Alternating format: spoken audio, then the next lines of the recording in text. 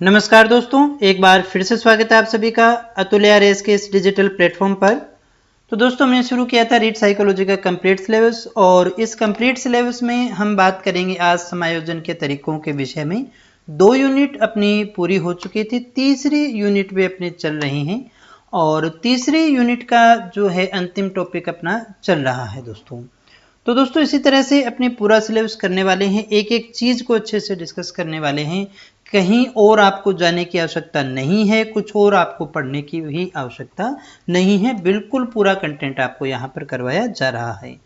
पिछली क्लास में हमने जो लास्ट हमारा टॉपिक चल रहा था वो तो समायोजन की अप्रत्यक्ष विधियां, यानी ऐसी विधियां जो अचेतन मन में अपने यूज करते हैं और अपने तनाव, कुंठा आदि को दूर करने का प्रयास करते हैं। उसी क्रम के अंदर आगे चलते हुए पिछले में हमने तादात्म्यकरण को पढ़ा था। अभी यहाँ जो क्वेश्चन है वो एक तो इनके अर्थ से संबंधित आता है और उदाहरण दे करके भी पूछ सकता है।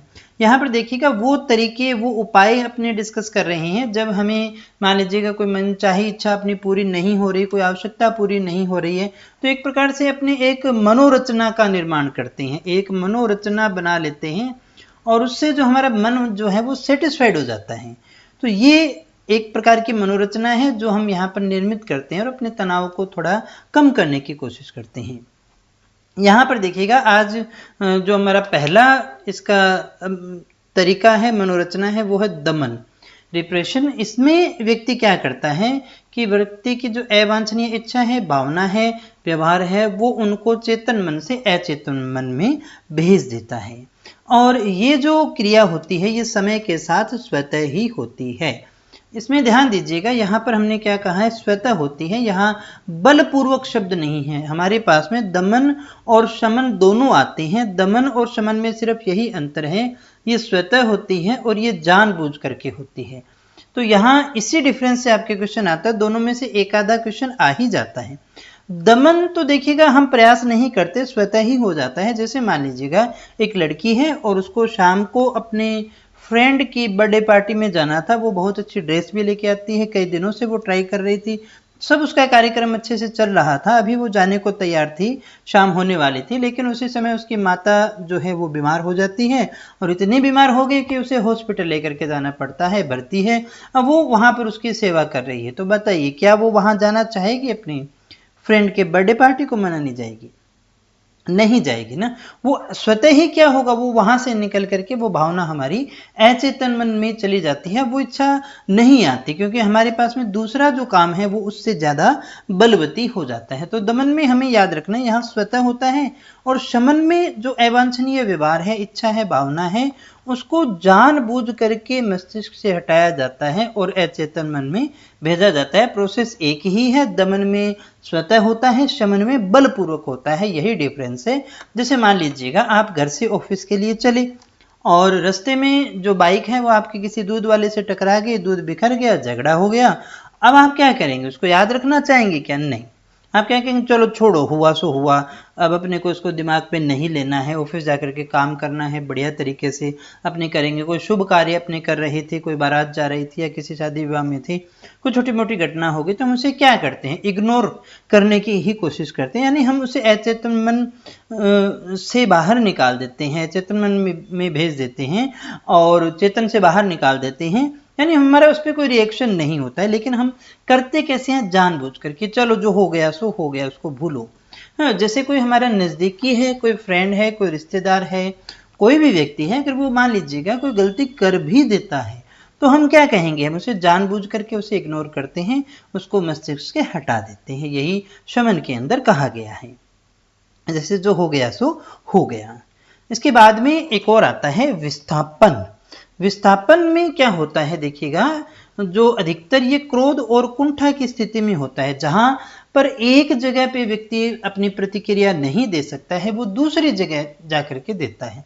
जैसे मान लीजिएगा आप ऑफिस गए और ऑफिस जाने पर आपके ऊपर बॉस आग बबूला हो जाता है, तो आप मन ही मन तो यही कहते हैं ना, अपने घर से लड़के आया है क्या जो यहाँ पर अपनी कुंठा और जो फ्रस्ट्रेशन है वो निकाल रहा है। बिल्कुल ऐसा ही होता है, एक जगह का फ्रस्ट्रेशन दूसरी जगह निकलता है। अब वही जो बॉस से डांट खाया है वो घर आकर के अपना फ्रस्ट्रेशन बच्चों पे निकाल देगा, बीवी पे निकाल देगा। तो ऐसी जो कंडीशन होती है उसे अपने विस्थापन के नाम से जानते हैं और ये अधिकतर क्रोध या कुंठा की स्थिति में ही देखने को मिलता है। इसमें व्यक्ति अपनी संवेगात्मक भावनाओं को एक व्यक्ति या एक परिस्थिति से निकाल करके दूसरी परिस्थिति में वो है प्रतिस्थापित कर देता है दोस्तों। जैसे ऑफिस में बॉस ने डांटा तो वो घर आकर के पत्नी और बच्चों को पीट लेता है। अब उसे लगता है भी कहीं ना कहीं उसकी एक मानसिक संतुष्टि हो गई। हम गलत सही की बात नहीं कर रहे हैं, अक्सर ऐसा होता है, मनुष्य टेंशन में होता है, तनाव में होता है, उसमें वो रहना नहीं चाहता। भाई किसी तनाव, कुंठा, दबाव, स्ट्रेस, फ्रस्ट्रेशन, इन सब से व्यक्ति क्या होता है, दुश्चिंता, एंग्जाइटी हो गई, इनसे व्यक्ति तनाव में है और वो नॉर्मल नहीं है, उसके अंदर मन में कुलबुलाहट सी मची रहती है, वो उसको दूर करना चाहता है, उस स्थिति में रहना नहीं चाहता, इसलिए कोई ना कोई मनोरचना बना करके वो कहीं ना कहीं उसको निकालता है। फिर हम देखें युक्तिकरण या फिर तार्किकरण, औचित्य स्थापन। इसमें व्यक्ति तर्कयुक्त बहाना बना लेता है। जैसे मान लीजिएगा कोई इच्छा पूरी हुई नहीं, अब वो ये तो कहता नहीं है कि मैं इस लायक नहीं था, बल्कि वो क्या कहता है, मुझे तो ये करना ही नहीं था। किसी ने आरएस की तैयारी करी और वो नहीं लग पाया तो वो कहेगा बाद में कि मुझे तो बिजनेस ही करना था, वो तो मैंने ऐसे ही दे दिया, मुझे तो करना ही नहीं था, मुझे तो अच्छा ही नहीं लगता है। ऐसा कोई तर्कयुक्त बहाना बना देना। जैसे कि लोमड़ी वाला किस्सा याद होगा कि अंगूर क्या है, खट्टे हैं, अंगूर खट्टे हैं, वो यही है। तो इसमें व्यक्ति तर्कयुक्त बहाने बना देता है। खेल जैसे नाच न जाने आंगन टेढ़ा, सही ढंग से व्यक्ति खेल नहीं पाया, वो कहते हैं जी रैकेट सही नहीं था, मौसम खराब था। इस तरह का कोई ना कोई एक जो है वो बहाना बना लेता है। हालांकि काफी कुछ ये प्रक्षेपण जैसा ही है, लेकिन प्रक्षेपण में तो देखिएगा वो दोषारोपण किसी दूसरे पे कर दिया। यहाँ वो कहता है, यहाँ ध्यान दीजिएगा, यहाँ वो कहता है कि जो उसकी डिजायर है, जो उसकी इच्छा है, वही उसे नहीं चाहिए थी, वो उसी के प्रति करता है। जैसे अंगूर खाना चाहता था, मिले नहीं तो उसने क्या कहा, अंगूर ही खट्टे हैं। जैसे मान लीजिएगा किसी लड़के को लड़की वाले देखने के लिए आए और लेकिन हुआ क्या, लड़के वालों ने उसे रिजेक्ट कर दिया। अब लड़का इस चीज को सीरियसली ले लेता है, उसे पूछा जाता है तो वो यही जवाब देगा कि मैंने खुद नहीं मना कर दिया, यानी वो फ्रस्ट्रेशन अपने ऊपर नहीं रखना चाहता। अंगूर खट्टे हैं वाली जो कहानी है वह यहाँ पर लागू हो जाती है। फिर देखिएगा दिवास्वप्न यानी कल्पना की जब हम बात करते हैं, इसमें व्यक्ति मनगढ़ंत कोई कल्पना करता है। जैसे वो है ना कि अब के बिछड़े तो हम ख्वाबों में मिले, जैसे सूखे हुए फूल किताबों में मिले। तो यहाँ हम क्या कह रहे हैं कि बिछड़ जाने के बाद वो कहते हैं ना कि ख्वाबों में ही हो चाहे मुलाकात तो होगी। तो वहां पर वो क्या है, दिन भर सपने देखता रहता है, सपनों में ही अपनी जो है वो इच्छाएं पूरी करता है। उन सपनों का, इच्छाओं का वास्तविकता से कोई संबंध नहीं होता है। अब ये तीन तरीके से होता है, अतीत में खोया रहना, विजेता नायक और पीड़ित नायक। इसमें क्या कहेगा, अतीत में खोए रहने में वो कल्पना में ही सफलता का मुकाम प्राप्त कर लेता है। जैसे दो एक जैसे मिल गए, कहेंगे भी मैं तो ये से लग गया, मैंने ऐसे पेपर दे दिया, पास हो गया, अब तो मेरा सिलेक्शन, वहां जाकर के अपनी नौकरी भी कर रहे हैं, ऐसे सोता है, पूरा मन ही मन जो है उसके अंदर कल्पना लोक में ही विचरण करता रहता है। दूसरा विजेता नायक, ये अपने आप को है बेरोजगार, मिल कुछ नहीं रहा है, लेकिन अपने आप को विनर ही समझे, कहेगा एक दिन देखना कि कल्पना में ही कि कंपनी जो है ना घर आकर के मुझे जॉब दे करके जाएगी। हालांकि ऐसा होता नहीं है, लेकिन फिर भी वो अपनी मन गणित कल्पनाओं में लगा रहता है। पीड़ित नायक जो होगा ना, वो सबको हीरो तो समझता है, लेकिन खुद को दयनीय और लाचार सी परिस्थिति में प्रस्तुत करता है, जैसा भी वास्तव में नहीं है। फिर देखिएगा पलायन, विड्रॉल। विड्रॉल में क्या होगा, वो उसे पता है भी तनाव होना है, कोई कष्टदायक परिस्थिति आने वाली है, तो उससे वो खुद को अलग ही कर लेगा। ये बहुत आसान है कि जैसे हमने युद्ध में हार जाने की संभावना हो तो बंदा युद्ध लड़े ही नहीं, उसे पता है कि मेरी तैयारी है नहीं, परीक्षा में गया तो फेल होना निश्चित है, वो किसी न किसी बहाने से परीक्षा देने जाता ही नहीं है। असफलता के डर से परीक्षा ही नहीं देना, ये पलायन के अंतर्गत आता है दोस्तों। फिर हम बात करते हैं प्रतिगमन। प्रतिगमन शब्द का जो अर्थ होता है पीछे की ओर लौटना। जब व्यक्ति बहुत ज्यादा तनाव में होता है, आप भी के साथ में भी ये हुआ होगा कभी, तो हमें बचपन बड़ा याद आता है, तो हम बचपन की जो घटनाएं हैं उनको याद करना शुरू करते हैं, बचपन के फ्रेंड से मिलते हैं तो हमें काफी तनाव जो है वो कम हो जाता है।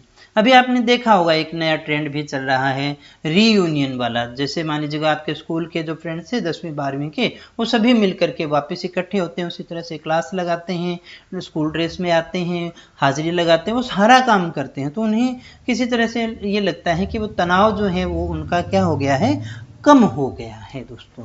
तो इसमें व्यक्ति तनाव से निजात पाने के लिए विकास क्रम की दृष्टि से पीछे की ओर लौटता है। जैसे आपने वो शेरीमान का गाना सुना होगा, एक दिन दे ले हॉस्टल वाला कमरा, है ना, कि मतलब पीछे जाना है, उन दोस्तों के साथ में जाएगा तो उसका तनाव क्या हो जाएगा, कम हो जाएगा। अब जैसे वो देखिएगा, मान लीजिएगा ससुराल में कोई लड़की है, वो बहुत परेशान है, तंग हो रही है, वो घर आकर के मम्मी की गोद में वैसे ही जैसे छोटी बच्ची रोती है वैसे रोना शुरू कर देती है। आप छोटे बच्चों वाले खेल खेलना शुरू कर देते हैं, तो बच्चों की तरह फूट फूट करके रोने लगते हैं। तो ये जो सारी क्रियाएं, बचपन वाली क्रियाएं करना ही किस में आता है, प्रतिगमन में आता है दोस्तों। प्रतिक्रिया का निर्माण, प्रतिक्रिया निर्माण में क्या होगा, आचरण के ठीक उल्टा व्यवहार वो करना शुरू कर देता है। जैसे वो सारे व्यवहार, भावनाएं, इच्छाएं जिनके प्रकट अगर हो जाएं, जिनका पता चल जाए तो उसके छवि या अहम को हानि पहुंचेगी, तो ऐसा काम होता है मुंह में राम बगल में छुरी। यानी जिन चीजों से उसकी छवि खराब हो सकती है, लेकिन जैसा वो है तो वो अपने आचरण के बिल्कुल विपरीत व्यवहार करना शुरू कर देता है। जैसे मान लीजिए कि कोई टीचर है, उसको वो पसंद तो नहीं करता है, उसके कारण ही उसको सारी दिक्कत होती है, लेकिन जब वो सामने आता है तो वो क्या करता है, वो उसको वैसा नहीं कहता जैसा सोचता है, बल्कि गुरुजी प्रणाम और बहुत सारी अच्छी अच्छी बातें वो करता है, मान सम्मान देता है। तो वो विपरीत व्यवहार हो गया एक तरह से। अब जैसे मान लीजिएगा किसी सास बहू की नहीं बनती है, बहू की बिल्कुल सास से नहीं बनती है, लेकिन उसको पति से निभाना है, उसको पति के साथ में चलना है, उसको वो पसंद नहीं है कि उसकी माता के साथ कुछ कहीं। तो जब भी वो माता के पास में होता है या फिर ऐसी कंडीशन आती है, तो वो उसके सामने माता को बड़ा सम्मान देती है। तो वास्तव में देना नहीं चाहती है, लेकिन उसके विपरीत व्यवहार करना प्रतिक्रिया निर्माण में ही आता है। इसे हम कहते हैं मुंह में राम और बगल में छुरी रखना। जैसे कोई माता है, वो अपनी सौतेली बेटी को बड़ा दुख देती है, लेकिन लोगों के सामने वो क्या करती है, लोगों के सामने तो वो प्यार जताने वाला व्यवहार ही करती है, वो वैसा व्यवहार नहीं करती है जैसा वो वास्तव में सोचती है दोस्तों।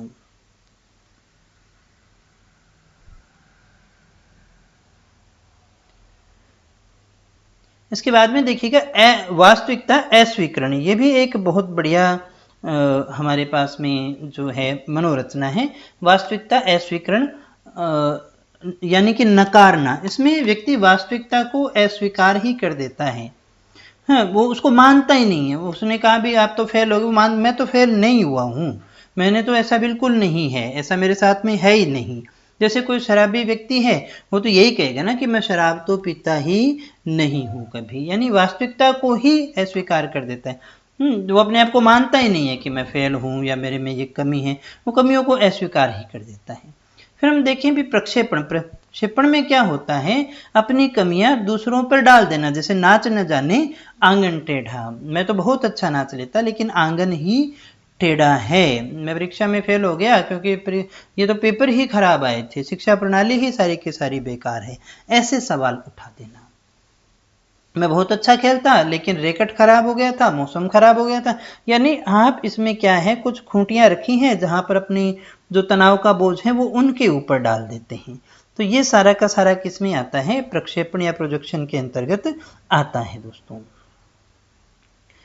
इसके बाद में देखिएगा आत्मीकरण। आत्मीकरण और तदात्मीकरण में थोड़ा सा अंतर है।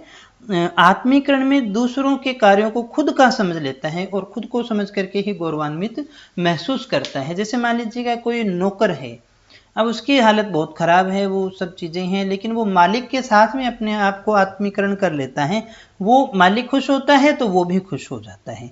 जैसे कोई पसंदीदा खिलाड़ी है किसी का, उसने शतक लगाया, अच्छे रन बनाए, तो वो अपने फ्रेंड्स को दावत देता है। ये आत्मीकरण के अंतर्गत आते हैं, दूसरों के कार्यों को खुद को समझ करके गौरवान्वित होना।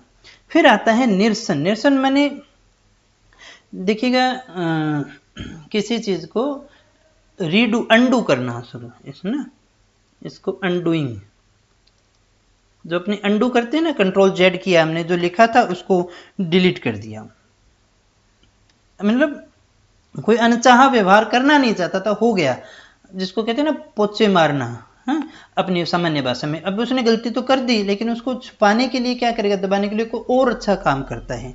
जैसे कामकाजी जो महिलाएं हैं वो अपने बच्चों को समय नहीं दे पाती हैं, ये उनकी कमी है, तो इसलिए वो उनकी अवांछित मांगों को क्या कर देती हैं, पूरा कर देती हैं। वो कोई डिमांड है उनकी पूरी नहीं हो रही है, लेकिन वो जो उनकी अवांछनीय डिमांड है, नहीं करनी चाहिए, उनको भी वो क्या करती हैं, पूरा करते हैं, क्योंकि उन्हें पता है इसके कारण वो दबाव में आएंगी। या फिर मान लीजिए किसी पति ने अपनी पत्नी को पीट दिया, डांट दिया, झगड़ा हो गया, तो अब वो बाजार ले जाकर के उसको नई साड़ी या कुछ नई चीजें दिलवा लाता है, इसे अपने निरसन के रूप में देखेंगे। फिर अपने देखे उदात्तीकरण या शोधन, अगर कोई गलत व्यवहार है किसी बंदे के अंदर, उसको पॉजिटिव वे में उसको कन्वर्ट कर देना।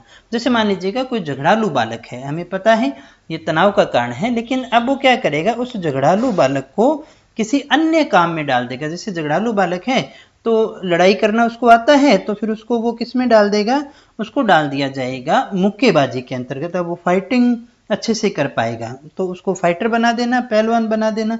इस तरह से भी हम इसको करके देख सकते हैं दोस्तों। क्षतिपूर्ति, अपनी एक क्षेत्र की योग्यता को दूसरे क्षेत्र से पूरा करना क्षतिपूर्ति में आता है।